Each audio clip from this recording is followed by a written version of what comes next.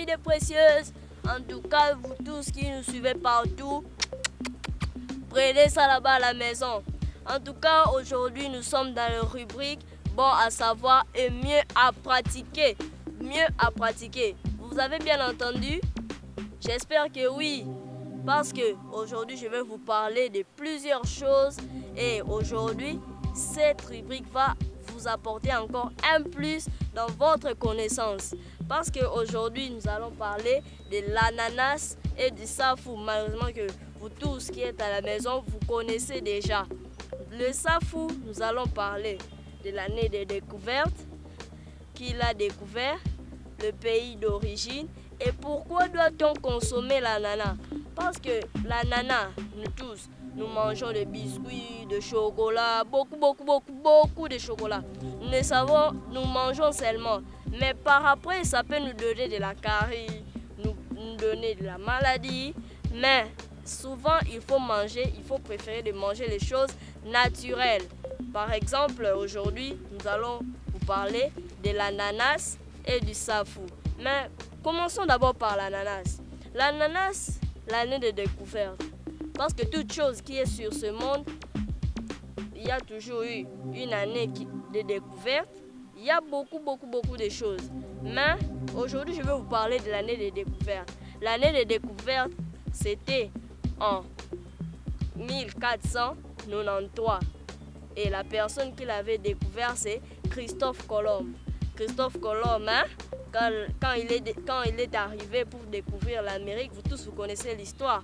Quand il est arrivé en Amérique, il a découvert l'Amérique. Et puis en 1493, il est arrivé pour faire la découverte de l'ananas. Et l'ananas, son pays d'origine, ça s'est découvert en Amérique du Sud, spécifiquement du Paraguay, au nord-est de l'Argentine. Et pourquoi doit-on le consommer? Parce que jamais on peut consommer quelque chose.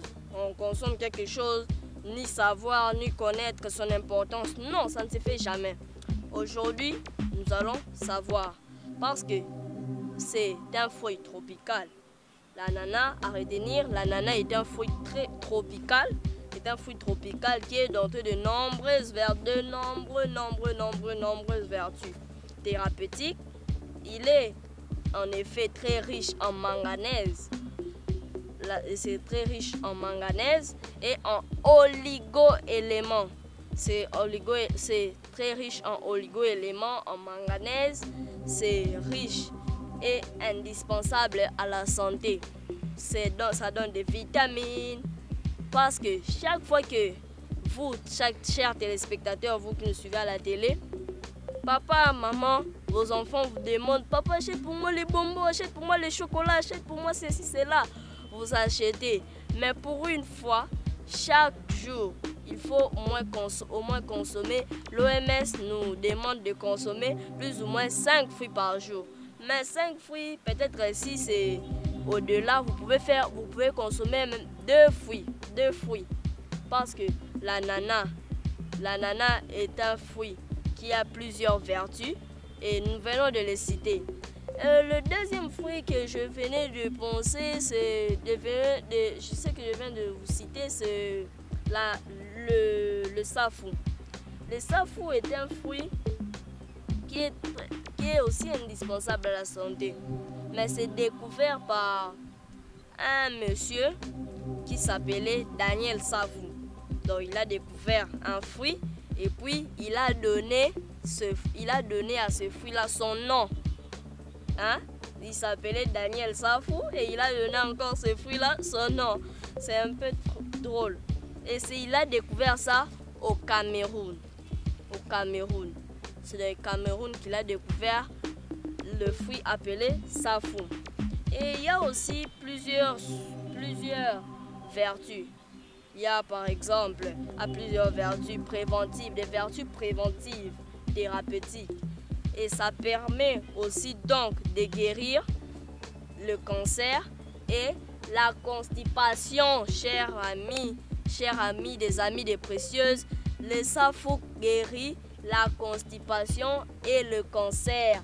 vous qui nous suivez partout, je veux vous dire que le safou guérit, ça guérit, c'est un fruit indispensable à la santé. Et voilà, nous avons parlé de fruits. Et chers téléspectateurs, vous qui nous suivez à la télé, nous sommes entrés maintenant dans notre rubrique si tu connais bien la Bible.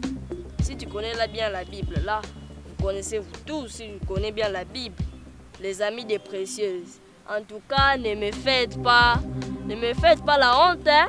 Vous, je sais que vous connaissez très bien la Bible. Je sais que vous connaissez très bien la Bible, donc il ne faut pas me faire la honte. Je vais poser des questions et je crois que ça va être vous, les amis des précieuses, qui vont gagner. La première question est dans le passé. Je vais vous poser la première question et Jésus avait combien de disciples? Jésus avait combien de disciples? Parce que tout le monde connaît Jésus. Jésus est le Fils de Dieu. Mais Jésus, quand il était venu sur terre, il avait des disciples. Il avait des disciples. Mais pour connaître ses disciples, c'est dans le livre de Matthieu. Mais comme c'est une question, je vais vous dire seulement le livre. Parce que c'est dans le livre de Matthieu.